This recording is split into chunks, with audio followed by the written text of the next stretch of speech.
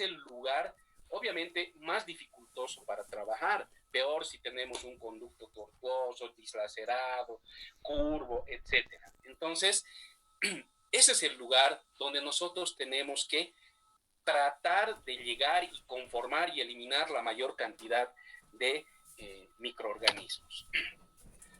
Hay que prepararlo de una forma conveniente, completa, hay que tratar de desinfectar y para luego poder realizar una obturación. No olvidemos que en un aspecto general, digámoslo así, el conducto radicular está dividido en dos conductos. Un conducto dentinario, que obviamente está rodeado de paredes dentinaria, y el extremo terminal, que es entre 0,5, 0,7 milímetros, tal vez hasta 1 milímetro, es el conducto cementario. No se olviden que el lugar de trabajo del endodoncista es el conducto dentinario y no así el conducto cementario. Entonces, la limpieza se refiere a la remoción de todo el contenido de los conductos radiculares. En una limpieza, ¿qué tenemos que hacer? Eliminar todo lo que se encuentre dentro del conducto radicular. ¿A eso qué me refiero? A todo lo que se refiere al tejido conjuntivo de la pulpa, en el caso de, bueno, no sé, puede ser una biopulpectomía o una necropulpectomía. En una biopulpectomía tendremos que eliminar todo el paquete vasculonervioso, en una necropulpectomía de la misma manera, pero obviamente ahí también hay que eliminar esos microorganismos que pueden estar presentes. Y bueno, la conformación se refiere a una cavidad, darle una forma específica, respetando obviamente la anatomía interna. Entonces, ya nos queda claro, ¿no? Pensé que este término, hablando con el doctor Omar, era nuevo, o sea, era creado hasta por nosotros, pero he estado leyendo Lima Machado y Lima Machado ya menciona este término como preparación quimioquirúrgica. Y luego, leyendo también en algún otro artículo, encontré, como les decía, el término de quimio microquirúrgico. Entonces, la importancia de la irrigación. La instrumentación mecánica deja un 35 y 45% de las paredes del conducto radicular sin tocar, y estas áreas pueden albergar lo que habíamos mencionado: detritus, bacterias organizadas, biofilm y sus productos de desecho, sus toxinas, ¿no? Los conductos se limpian con un irrigante y se conforman con limas. O sea, la conformación lo hace el sistema manual o mecanizado, y nosotros con el irrigante tenemos que limpiar. ¿Ya? Entonces, quedemos con esto: 35-40%. Ustedes han debido ver muchas imágenes de estas, donde nos muestran los estudios de que siempre existen lugares donde el instrumental no ha tocado todas las paredes. Obvio, porque esa morfología del conducto radicular pues es bastante complicada. Los istmos también son un dolor de cabeza para el endodoncista, porque ¿cómo voy a llegar yo a limpiar estos istmos? Tengo que hacerlo a través de la irrigación, y mejor si voy a utilizar un coadyuvante. Vean ustedes estas imágenes donde lo que ven con rojo es lo que el instrumental es el que va a ir conformando el conducto radicular, pero obviamente hay lugares donde no llega el instrumental. Y bueno, voy rescatando imágenes. Quiero comentarles que he cargado una que otra, no, son varias fotografías de diferentes cursos, congresos, charlas que uno asiste, y vas rescatando conceptos, opiniones de diferentes autores, ¿no? Evidencias demostraron que la penetración de la solución irrigante del medicamento dependen del adecuado ensanchamiento apical y de la conicidad del conducto. Ensanchar para irrigar, para limpiar. ¿Esto qué quiere decir? Que yo tengo que conformar, tengo que darle una cierta, es decir, Tengo que seguir obviamente un protocolo de conformación con el uso del instrumental mecanizado o manual, donde más adelante, ya cuando ya he conformado de una manera adecuada entre 3 o 4 números, mi irrigación va a tener un mejor efecto. Objetivos de la preparación del conducto en biopulpectomías. En una biopulpectomía yo tengo que vaciar el contenido, limpiar el contenido y dar forma. En una necropulpectomía, ¿qué tengo que hacer? Lo mismo, vaciar, limpiar, dar forma, pero aparte, ¿qué tengo que hacer? Desinfectar. ¿Ya? Entonces, vayamos a ver lo que es irrigación en la cavidad endodóntica. ¿Algo hasta aquí? ¿Alguna pregunta, alguna duda, algún aporte tal vez?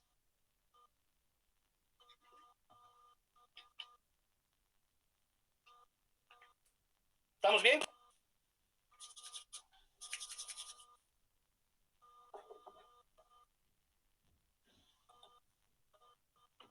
Bueno, me fijaré quiénes estamos. Uy, ahora sí creo que estamos casi todos. Bueno,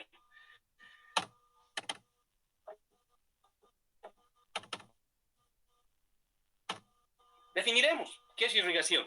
Consiste en el lavado, aspiración, inclusive yo le agregaría acá, consiste en el lavado o desinfección y aspiración de todos los restos y sustancias que puedan estar contenidos en la cámara pulpar o en los conductos radiculares. Entonces, obviamente que van a encontrar diferentes definiciones, ¿no? Pero ahí tienen una. ¿Qué objetivos tiene la obturación?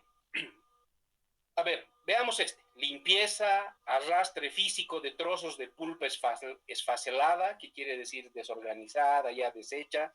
Sangre líquida puede existir, coagulada, virutas de dentina, polvo de cemento o carit, que es un cemento temporal, plasma, exudados, restos alimenticios, medicación anterior, etcétera. ¿Con el fin de qué? De evitar el taponamiento. Esa es una de las mayores dificultades, el taponamiento, ¿no? Entonces, ahí tenemos un primer objetivo. Vayamos a otro. Acción detergente y de lavado por la formación de espuma y burbujas de oxígeno naciente desprendido de los medicamentos usados. Aquí ya vamos viendo, miren, necesitamos un detergente, necesitamos lavar, necesitamos espuma, oxígeno para eliminar estos elementos que se encuentran dentro del conducto radicular, ya sea en una biopulpectomía o en una necropulpectomía. Necesitamos una acción antiséptica o desinfectante, un irrigante que vaya a eliminar la mayor cantidad de microorganismos. Otro objetivo, acción blanqueante. Debido a la presencia de oxígeno naciente, dejando el diente así tratado menos coloreado.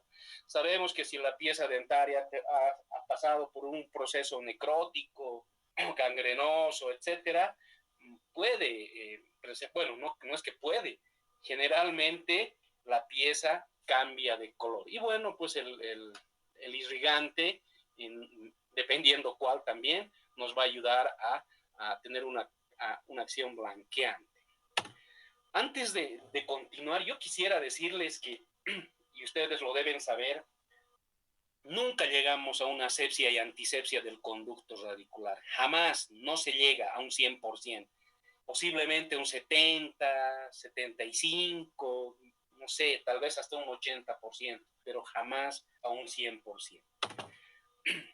¿Qué beneficios nos ofrece el irrigante? Humedecer las paredes y remoción del debris mediante el arrastre. O sea, colegas, siempre tenemos que trabajar en una pared húmeda. No podemos trabajar sin un irrigante, es decir, la parte mecánica o manual. ¿Ya? Y de esta manera, obviamente, vamos a ir eliminando el debris, el smear layer que provoquemos en la conformación del conducto radicular. Es así, esta capa residual, bueno, diferentes nombres que tiene, es es una estructura organizada, inorgánica, que obviamente se produce en la preparación del conducto radicular, que va a taponear los conductos, las ramificaciones de los conductos radiculares y también los túbulos dentinarios. Entonces, más adelante vamos a ver, y seguramente ustedes deben conocer diferentes irrigantes que tal vez hasta ni yo los conozco. Por eso estoy aquí, porque con ustedes también se aprende mucho. Bueno, ¿qué beneficios más esperamos? Limpieza de las áreas que son inaccesibles a la instrumentación. Lo hemos ido mencionando, para eso ese es el beneficio del irrigante, llegar a los lugares donde no lleva la conformación. Disolución de la matriz orgánica. Esperamos que el irrigante disuelva ese componente orgánico de la pulpa. Bueno, yo les voy a ir preguntando ya que no preguntan. Dígame cuál es la composición de la pulpa. Me refiero en una componente orgánico, inorgánico y agua. ¿Quién sabe?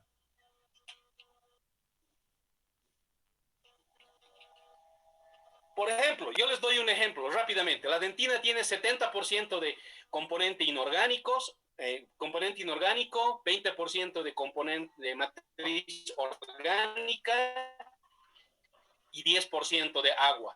Es importante saber que el componente inorgánico está sobre todo formado de cristales de hidroxiapatita y obviamente diferentes fosfatos, carbonatos, calcio, etcétera.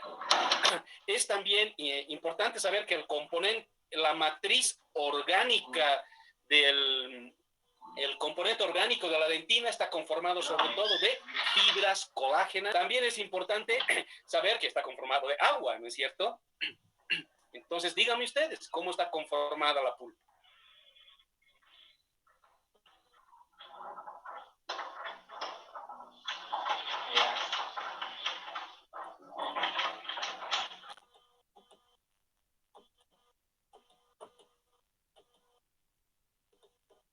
Nadie.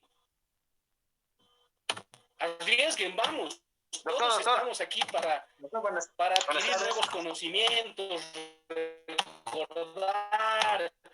Doctor. Dale, dale. Doctor, la pulpa tiene 75% de... Sí, sí, te escucho. Hola, hola. Tiene... Hola.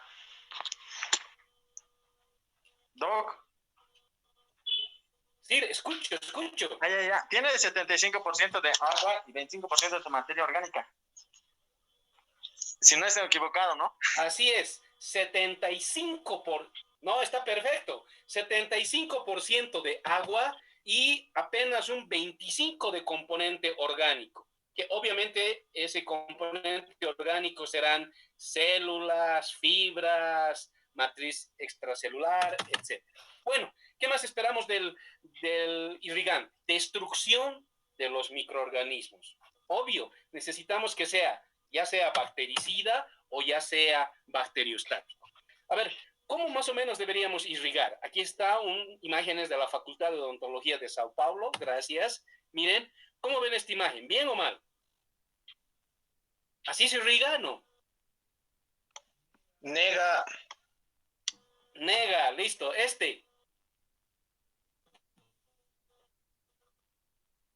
Tampoco, doctor.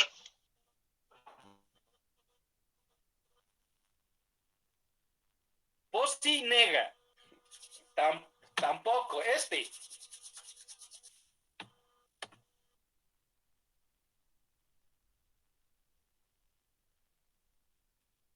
Más o menos, ¿no? Más o menos. Ya más adelante vamos a ver técnicas de irrigación. Bueno, ¿qué propiedades deseamos nosotros que tengan irrigante? Por cierto, no hay un irrigante que sea superior a otro, lamentablemente, ¿no? No hay un irrigante que tenga todas las propiedades que nosotros deseamos. Pero las veremos rápidamente. Necesitamos que sea bactericida o bacteriostático. El trabajo del endodoncista es el conducto dentinario. Que sea biocompatible para nuestro organismo. Que no sea corrosivo. Estamos hablando sobre todo de si es que se extruyera fuera del endodonto. Que no sea corrosivo. Que tenga un pH alcalino. ¿Por qué pH alcalino? ¿Alguien me puede decir por qué esperamos que el irrigante sea alcalino? Doctor, porque en medio ácido viven los microorganismos y con alcalino normalmente no viven. Nada, no funciona. Ya, es un concepto antiguo, ¿no? Es lo que les decía. Son conceptos antiguos que se utilizaban que cuanto mayor es el pH, va a tener un mayor poder bactericida, dicen, ¿no? Más adelante vamos a ver si es cierto. Va por ahí, pero, ¿no? Y que sea de bajo costo. Esperemos que, bueno, tenemos ahí al alcance algún irrigante por ahí. El hipoclorito es bastante económico. Hidrate las paredes dentinarias, que sea fácil de almacenar, que tenga baja tensión superficial. Este término sí que es, pero sumamente importante. Yo tengo que saber qué es tensión superficial para poder entender qué es irrigación en endodoncia. Bueno, ¿alguien sabe lo que es tensión superficial? ¿Alguien quiere aportar con algún concepto?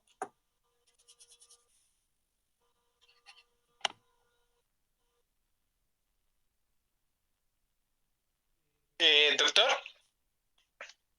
¿me escucha? Sí, sí. Ya. Más o menos era cuando un líquido formaba un puente de sus moléculas llamado membrana elástica. Cuando esta membrana elástica tenía la posibilidad de crecer sobre sí misma. Por ejemplo, un ejemplo es cuando agarramos un vaso con agua y lo vamos llenando. Una vez que estamos al borde, al borde del vaso y comenzamos a sobrecargar el vaso con agua, esta agüita comienza a formar una forma de redondito, de esfera. No sé si me dejo entender. Y se dice que ahí las moléculas han formado un puente que hace que el agua no se desborde. E incluso se dice, por ejemplo, no sé si alguna vez hemos visto, hay insectos, por ejemplo, que pueden caminar sobre el agua y es porque se dice que se mueven sobre la tensión superficial del mismo líquido, a lo que me acuerdo. Ya, quisiera que me digan si me escuchan claramente, sin interferencia. No, doctor, se escucha mal. Se corta un poco, doctor. ¿Se corta un poco? Muy bien, Doc. Se va Yo lo escucho cortando. muy bien.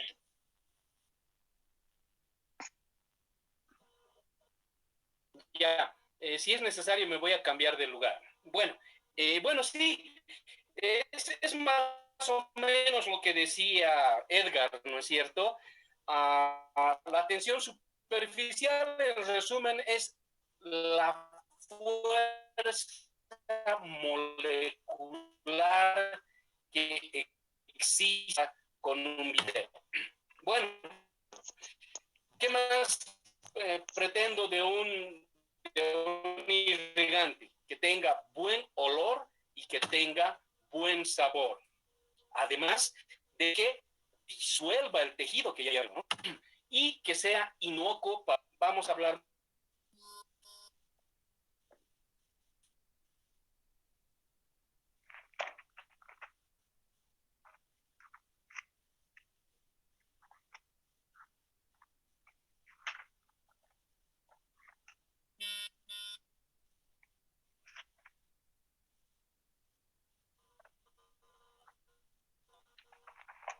Hola, hola, hola.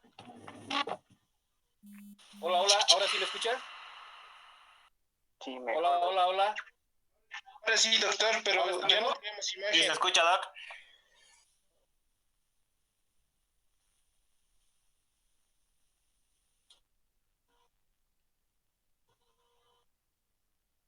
¿Sí me escuchan bien ahora? Yo sigo escuchando un poco cortado, loco. ¿Será que Ya, de mí? por favor, espérenme 2 minutos. Me voy a ir a otro router, ¿ya? Donde la conexión es mucho mejor. Por favor, espérenme 2 minutos, A veces solo es ¿ya? Ya, ok. Ahí.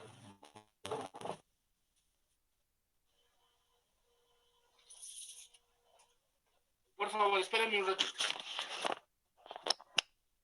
Doctor Omar, por favor, continúe con la clase. ¡No!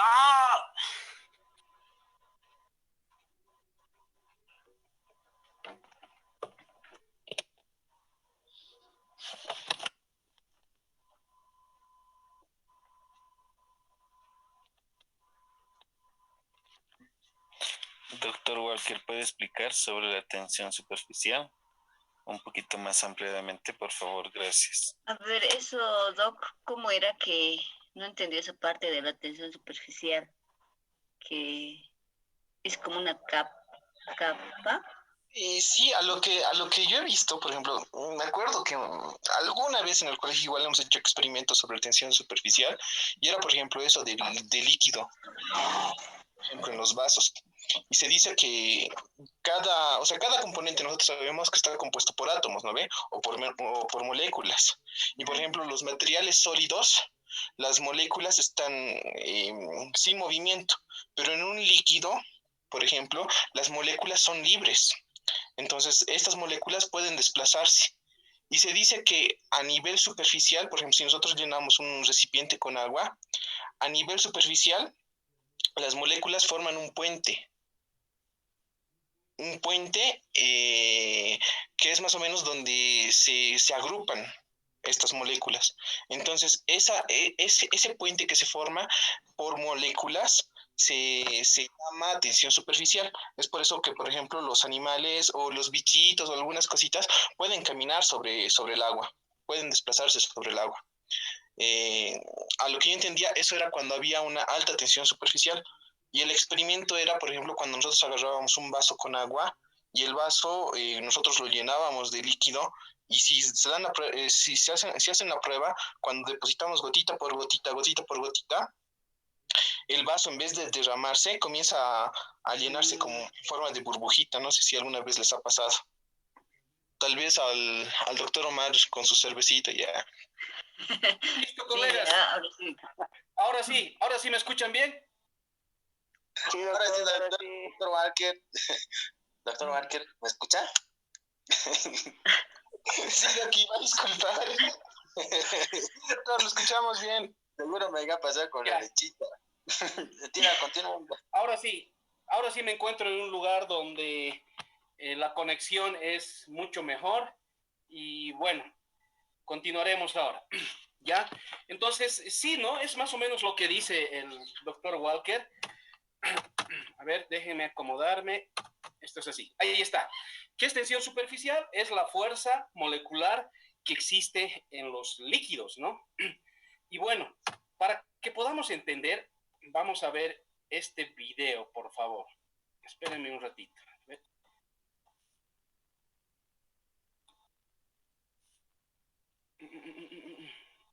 Uy.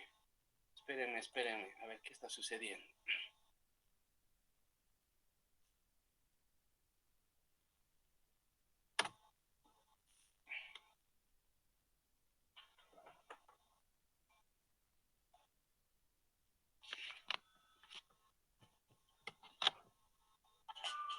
Bienvenidos a un nuevo episodio de Ciencia Viva. Hoy voy a hablar de la tensión superficial. La tensión superficial es un fenómeno físico en el que la superficie de un líquido se comporta como una membrana elástica. En el interior del líquido, cada molécula se encuentra rodeada por otras moléculas en todas las direcciones, de forma que las fuerzas atractivas entre ellas se compensan. En cambio, en la superficie, al no haber más moléculas fuera, estas se atraen con más fuerza, formando una fina barrera. Tenemos aquí estos dos pequeños recipientes. En uno de ellos voy a poner agua y en el otro alcohol etílico, también llamado etanol.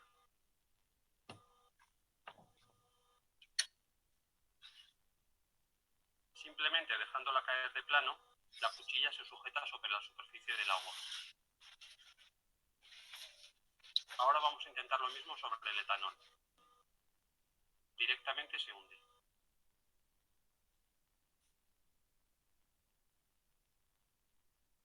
Voy a probar con más cuidado. nada. La débil tensión superficial del alcohol no es capaz de sujetar la cuchilla.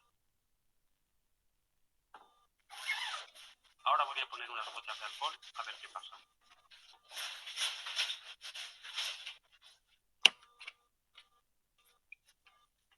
La cuchilla se hunde al disminuir la tensión superficial.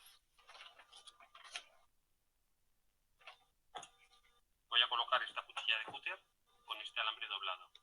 También lo podéis hacer con un tenedor.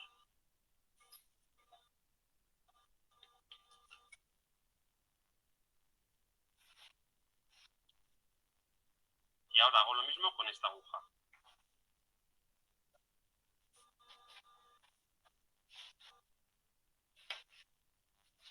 A continuación voy a añadir un poco de lavavajillas. Se trata de un jabón, o mejor dicho, de un detergente.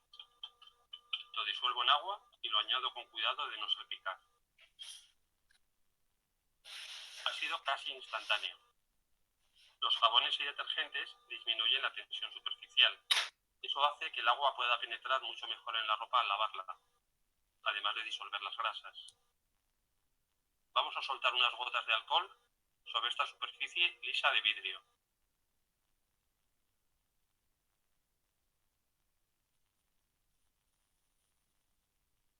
Y ahora lo mismo, pero con agua en vez de alcohol.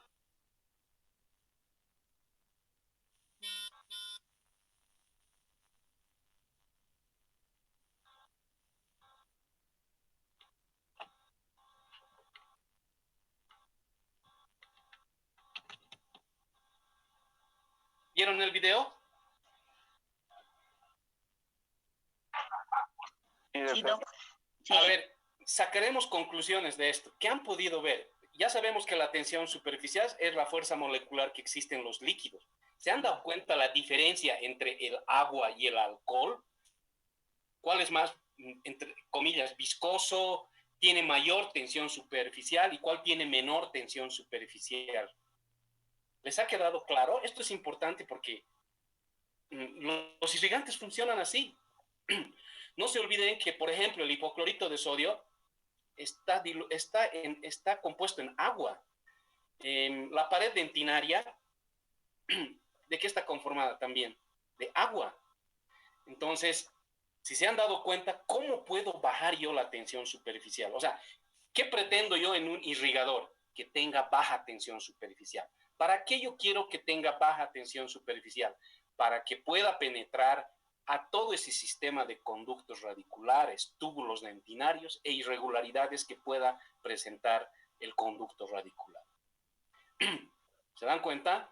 Entonces, también han podido observar que ahí está presente el detergente, el jabón. ¿A qué me ayuda el jabón? A bajar la tensión. A bajar la tensión superficial. Es por eso que más adelante ustedes van a entender qué coadyuvantes existen en la irrigación. Si se dan cuenta, mucho de esto es química, física. Si habláramos de yo no soy químico, trato de entender algunas cosas que sí me doy cuenta y algunas cosas físicas, pero así con mucha terminología no. Bueno, avancemos. Ahora, sustancias para disminuir la tensión superficial. Ya hemos entendido qué es. ¿Cómo podemos disminuir la tensión superficial para que este líquido tenga una baja tensión superficial? Los ácidos, los alcoholes, los jabones, los alcalis y los detergentes tensioactivos, o también se llama surfactantes. Ustedes que leen mucho han debido escuchar surfactante, detergentes, tensioactivos, sobre todo en este último punto, porque estos de aquí los conocemos. O sea, ¿quiénes nos van a bajar la tensión superficial? Ácidos, alcoholes, jabones, medicamentos alcalinos. Y este es importante porque es, no diré nuevo, pero hay muchos compuestos que seguramente algunos de ustedes conocen, algunos no conocerán, pero aquí estamos para conversar entre todos, ¿no? Entonces, surfactantes. ¿Y qué será un surfactante? Vamos a ver más adelante. Entonces, Existen diferentes clasificaciones de los irrigadores. A mí particularmente me gusta esta. Clasificamos los irrigantes en soluciones químicamente inactivas y soluciones químicamente activas. Fácil de entender. ¿Cuáles serán las soluciones químicamente inactivas? Obviamente estas no tienen un poder desinfectante. En cambio, las químicamente activas, sí. Desinfectante o antiséptico. Otros términos que también deberíamos empezarlos a manejar. Nosotros deberíamos mencionar antisépticos. ¿Cuáles son las soluciones químicamente inactivas? Las que ustedes usan. La solución salina o el suero fisiológico. Tenemos la solución anestésica, que algunos colegas usan, y el agua.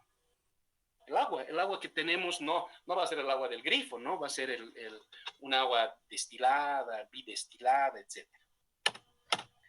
¿Cuáles son las soluciones químicamente inactivas? ¿Qué soluciones utilizamos para tener un efecto en, ahora sí, en las bacterias? Tenemos agentes oxidantes, como ustedes conocen, el agua oxigenada y el peróxido de urea. ¿Qué más tenemos? Tenemos enzimas, sobre todo la tripsina y la quimiotripsina. ¿Qué otras soluciones químicamente activas tenemos? Ácidos. Se han utilizado diferentes ácidos a través de la historia de la endodoncia. Pero, miren, hay sulfúrico, fosfórico, láctico, clorhídrico, etc. El que más se ha usado en endodoncia es el cítrico, entre el 6 y el 50%. Quelantes, el EDTA, el famoso EDTA, que antiguamente tenía otra función y ahora prácticamente lo usamos como un coadyuvante en la irrigación. Los alcalinos, no sé qué opinarán acerca del hidróxido de calcio, como irrigante estoy hablando, no como medicación intraconductal, ¿ya? Tenemos agentes antimicrobianos, los más importantes, los que día a día usamos, la clorhexidina y el hipoclorito de sodio. Y además de los detergentes. ¡Wow! ¿Para qué estoy usando detergentes, colegas? Para disminuir la tensión superficial.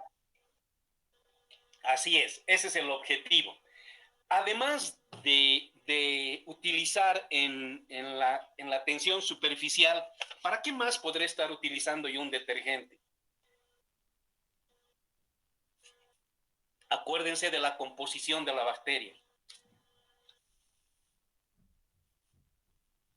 ¿Qué tiene la bacteria en su membrana? Lípidos.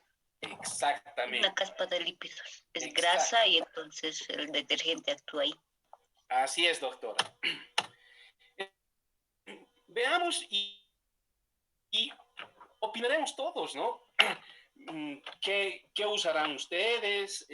No sé, mucho depende también del nombre del tratamiento, si es una biopulpectomía o es una necropulpectomía. Y bueno, entre las soluciones químicamente inactivas habíamos mencionado al suero fisiológico, que tiene cloruro de sodio al 0.9%, que obviamente no tiene una acción antimicrobiana, sí de arrastre, sí de lavado, pero nada más eso, ¿no? Tal vez en algún artículo por ahí menciona un ligero poder antibacteriano, pero es mínimo. Simplemente sirve para humectar, para lubricar, no sé, ¿ya? La solución salina. Y obviamente para utilizar entre diferentes irrigantes, para neutralizar. Solución anestésica. No sé si ustedes usan, en la literatura está, yo antiguamente sí, en algún caso lo he utilizado, pero es una solución que lamentablemente es viscosa, tiene alta tensión superficial. Espérenme, voy a silenciar aquí a alguien. Ya, ahora sí. Entonces, no le veo mucha utilidad en realidad a la solución anestésica como un irrigante, ¿ya? Más bien yo diría que va a contribuir a la formación de de ser parte del componente del smear layer. Ahora, sí, tal vez en algún caso se ha utilizado para cohibir una hemorragia. Obviamente que para esto yo tengo que saber cuál ha sido la causa de la hemorragia. Puede ser, obviamente, del mismo paquete vasculonervioso, tal vez yo me he sobreinstrumentado o por ahí he perforado, etcétera. No tengo que estar seguro de eso para utilizar. Bueno, hemos visto el agua destilada, la solución anestésica,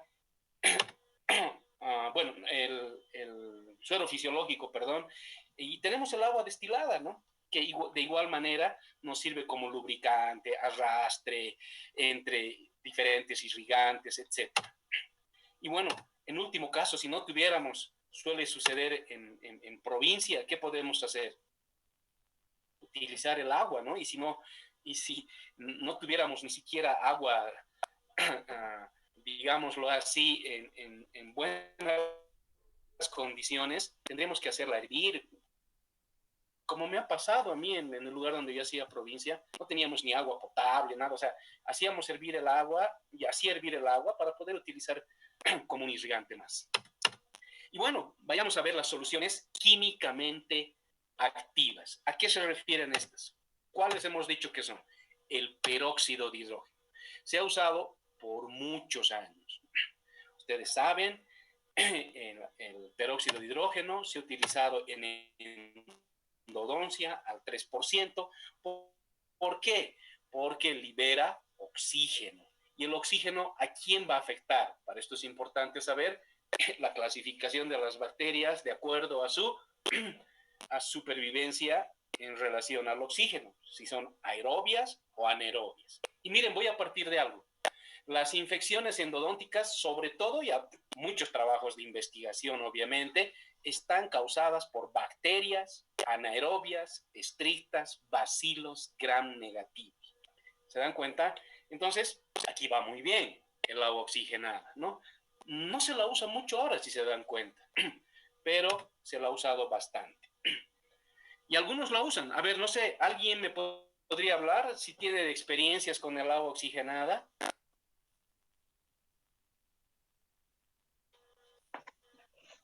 Bueno, yo uso el agua oxigenada, digamos, cuando hacemos la apertura cameral para retirar la pulpa y para que me deje ver la entrada de los conductos, sí uso un poco de agua oxigenada con montita de algodón. Pero para irrigar conducto, no, la verdad no lo he usado, no tengo alguna experiencia con el agua oxigenada, Doc. Doki, Ya, o sea, a ver, dale, Walker. recordando un poquito, Doki, me parece que en Grossman mencionaba que hablaba de la reacción Grossman precisamente cuando se mezclaba agua con hipoclorito de sodio al 5.25%. Sí, doctor. Y alguna vez, por ejemplo, hablando con el doctor Pepe precisamente nos dice lo mismo que la Doc Sophie nos recomienda, que utilizar un poquito de agua oxigenada en el momento que no puedes encontrar tu conducto, porque la liberación de oxígeno y la liberación de microburbujas te ayudaba a encontrar, digamos, algún conducto que estés obviando. Así es. Es famosa, ¿no? La solución de Grossman. Vamos a hablar un poquito más adelante de ella. Y como dice el colega, esta es la secuencia de usar agua oxigenada al 3% más hipoclorito de sodio al 5.25%, que se lo ha usado por muchas décadas, ¿no? Y bueno, sigamos. No sé si han tenido la experiencia, yo la verdad no. Existen enzimas, les había dicho, como la tripsina y quimiotripsina, que son de uso endodóntico, ¿ya? Entonces, ¿qué más o menos función tienen las enzimas? ¿Alguien conoce algo de esto?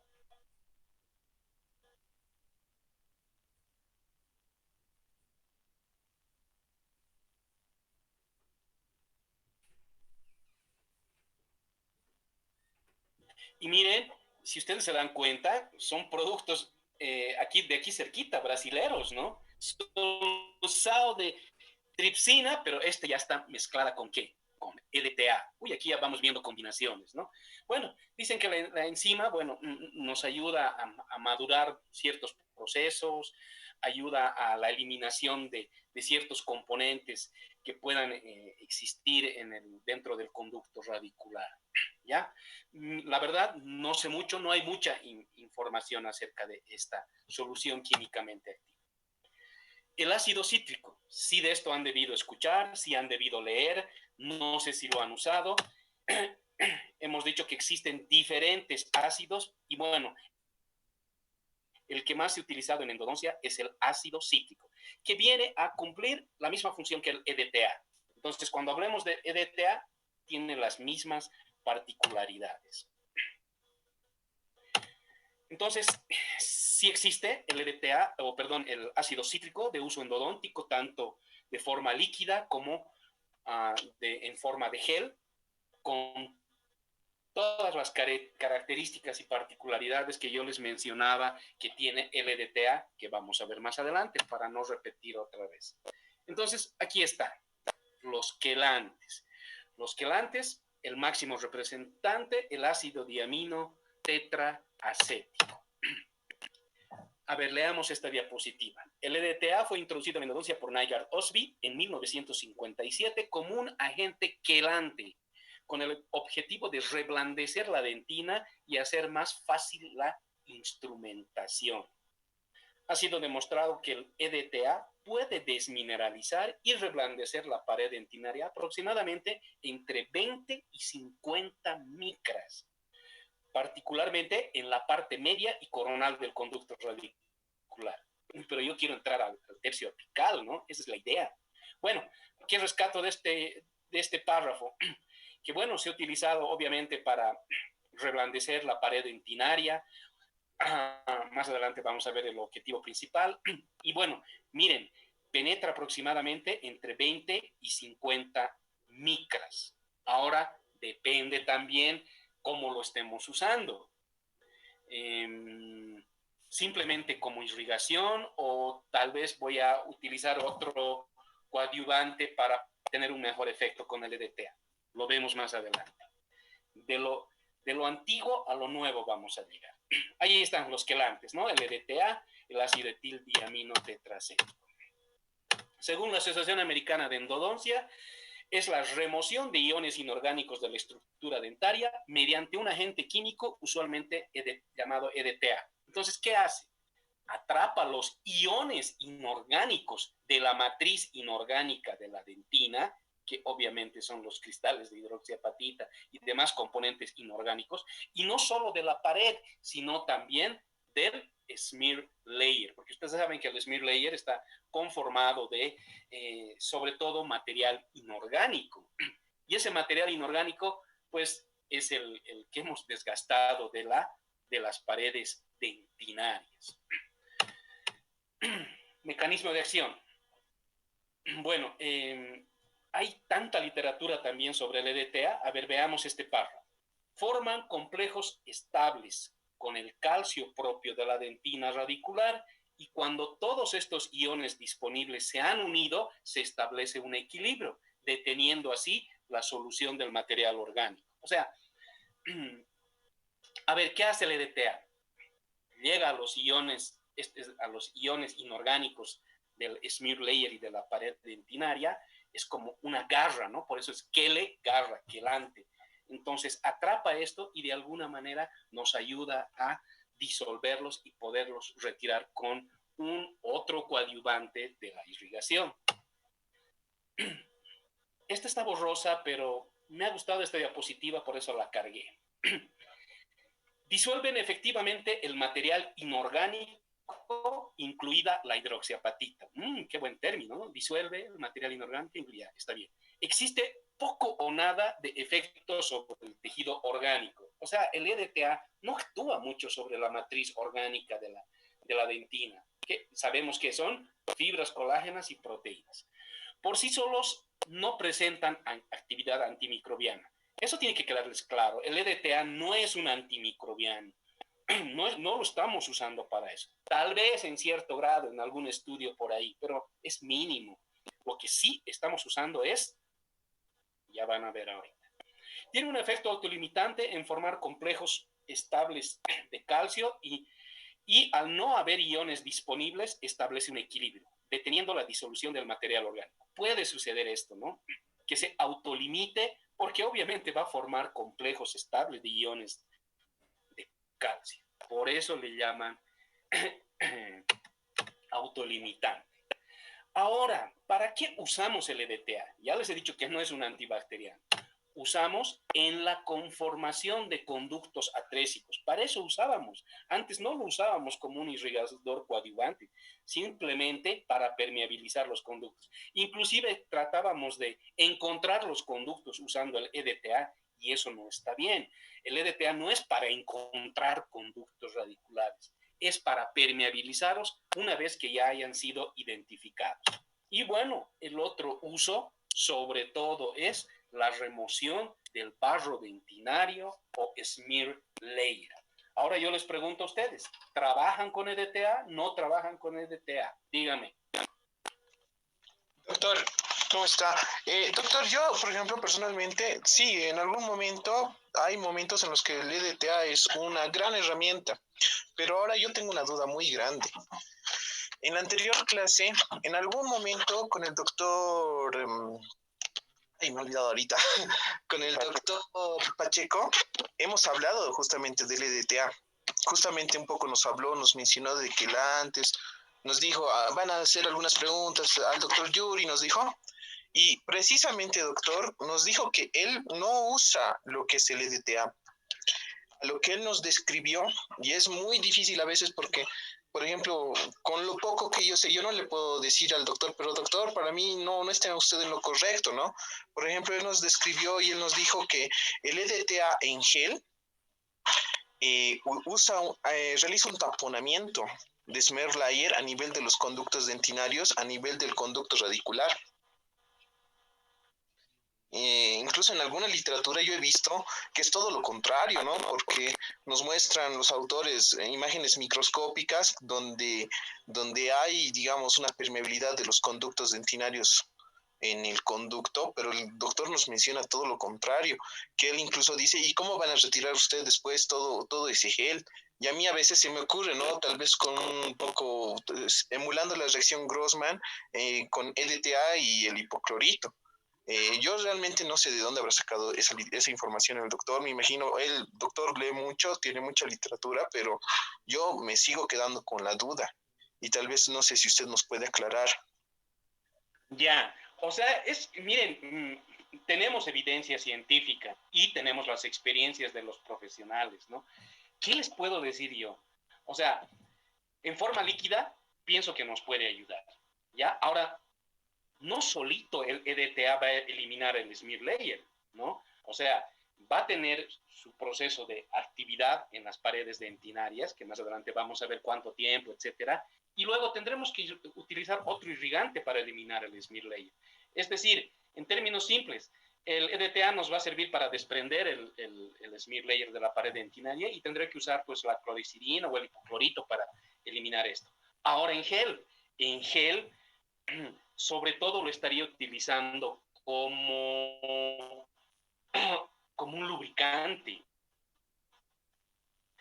Ahora sí, realmente todo se basa en la experiencia de los profesionales, ¿no? El eliminarlo conformado, por lo menos de su lima inicial, 3, 4 limas, ¿ya? Es por eso que en otras literaturas se aconsejaba simplemente como un irrigante al final, ¿se dan cuenta? Pero bueno, hoy en día se lo usa en líquido, en gel, etcétera. Y bueno, como les digo, todo pasa por la experiencia también del profesional, pero como tú dices, también, o sea, la evidencia científica te indica que va muy bien así. Entonces, ¿qué les puedo decir yo? Vivan su vida, trabajen, experimenten y ya verán si tienen buenos o malos resultados. Pero sí es cierto, la evidencia científica, tanto como en líquido como en gel, indica que ayuda a eliminar, obviamente con otro irrigante más, el smear layer. No sé si tienen alguna otra pregunta, otra duda, algún aporte más. Doctor, Yo he leído que el ETA en gel más lo usaban para usar el localizador apical.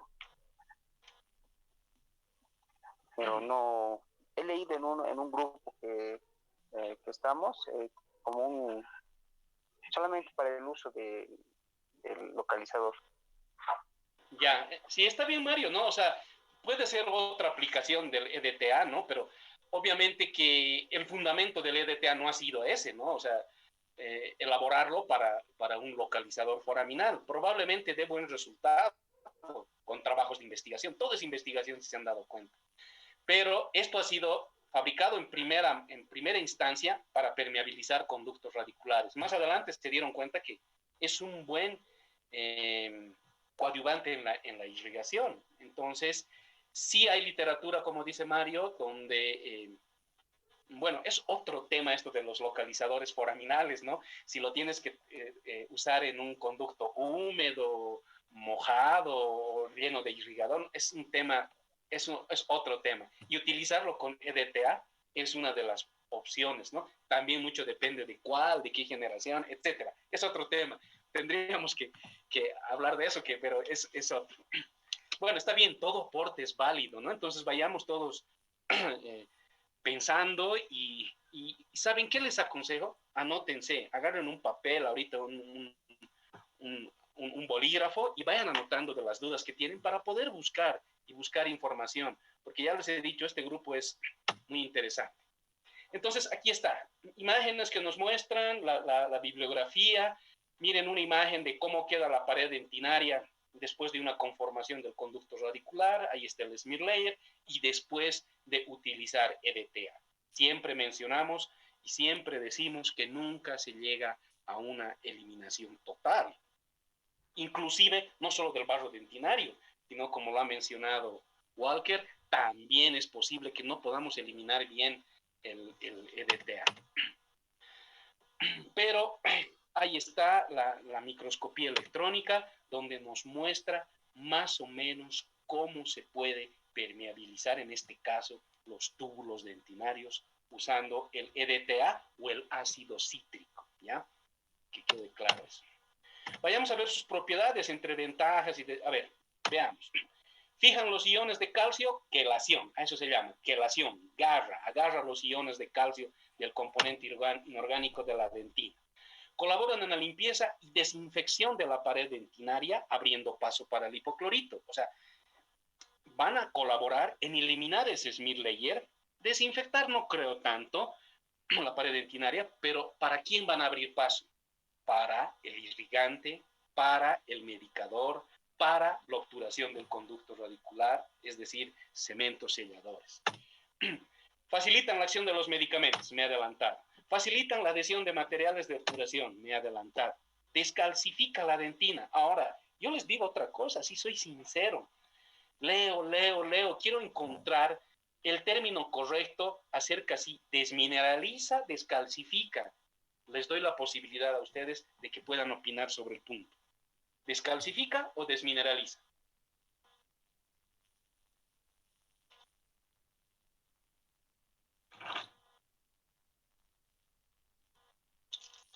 Estamos igual entonces.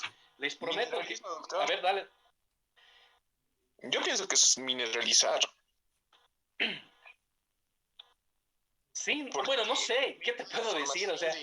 El momento de la formación de la dentina, y eso el doctor Omar no me va a dejar mentir, porque es el que domina,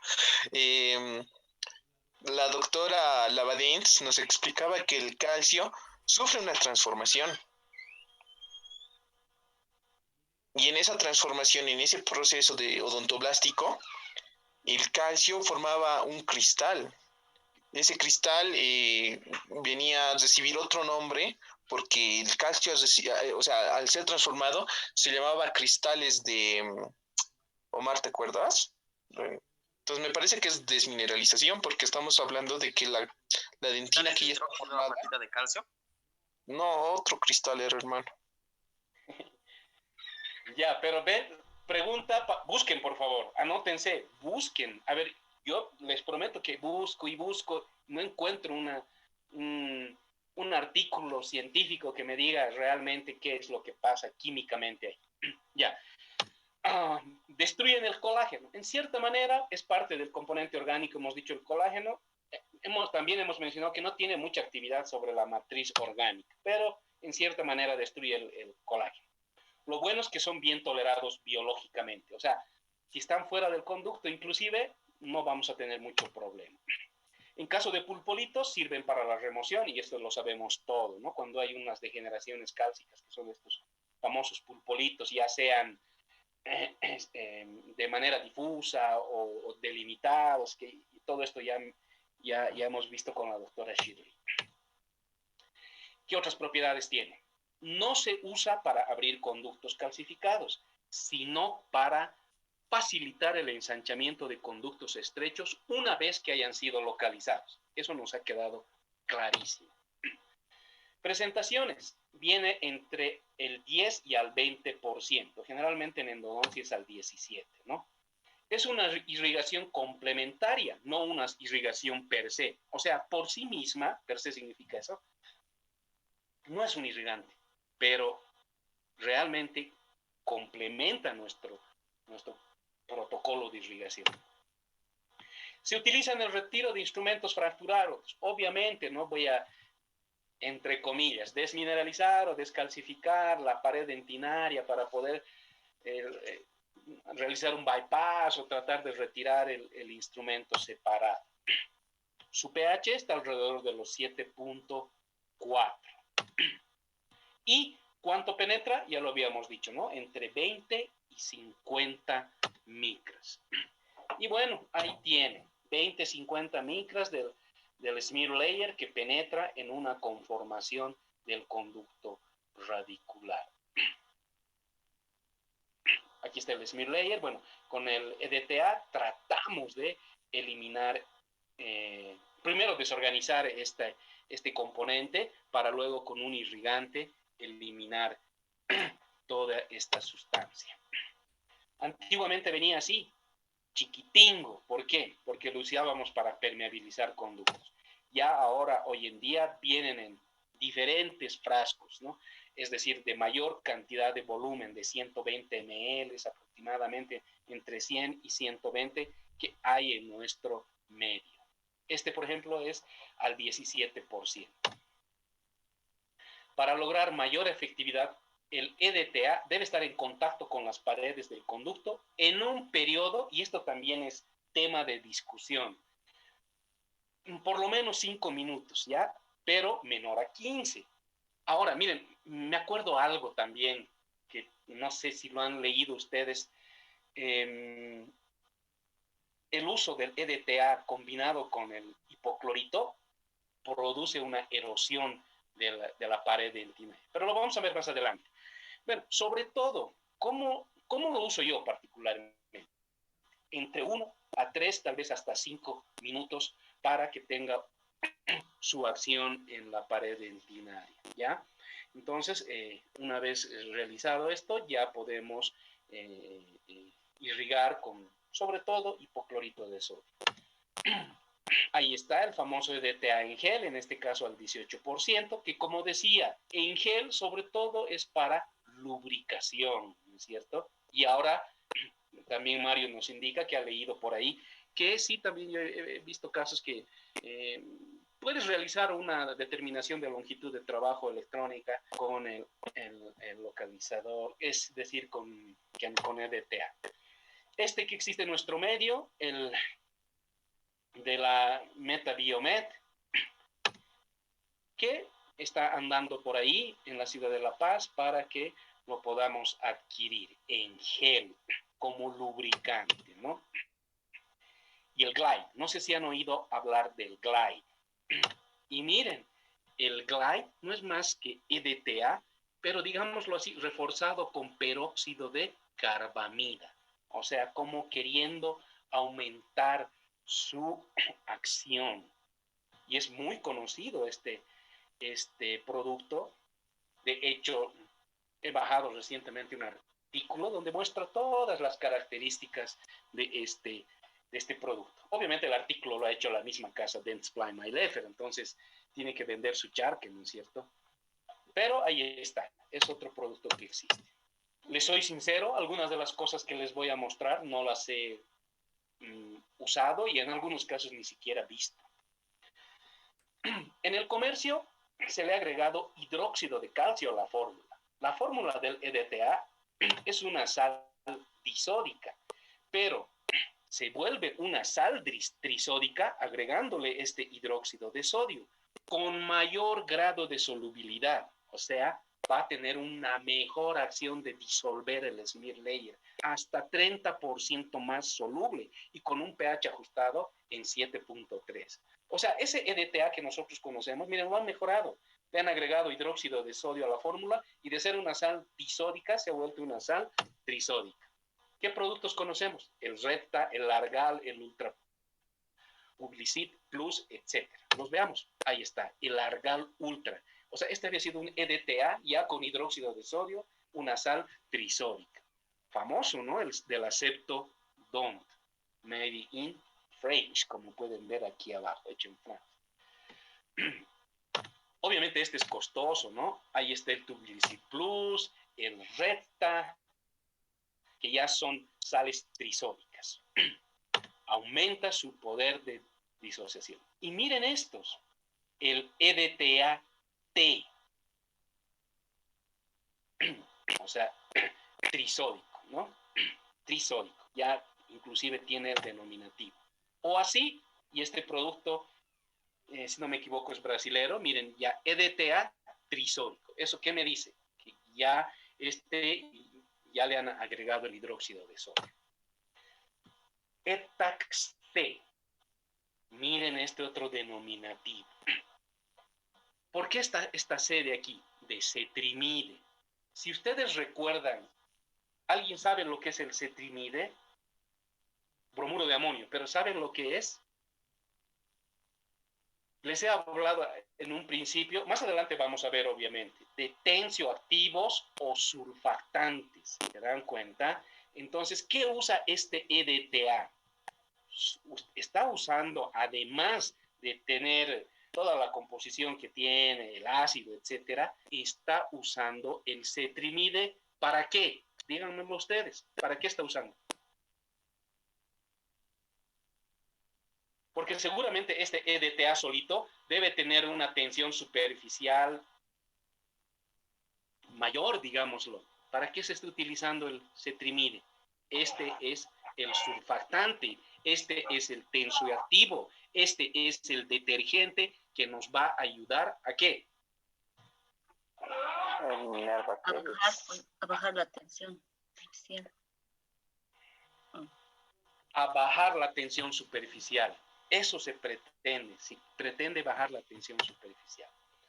No sé si han visto este producto, el RC-Prep. Son productos que, bueno, si bien no son netamente para irrigar, este es para aplicarlo junto en la conformación del conducto radicular, pero veamos de qué está compuesto. Peróxido de urea, ahí está el ácido, el EDTA,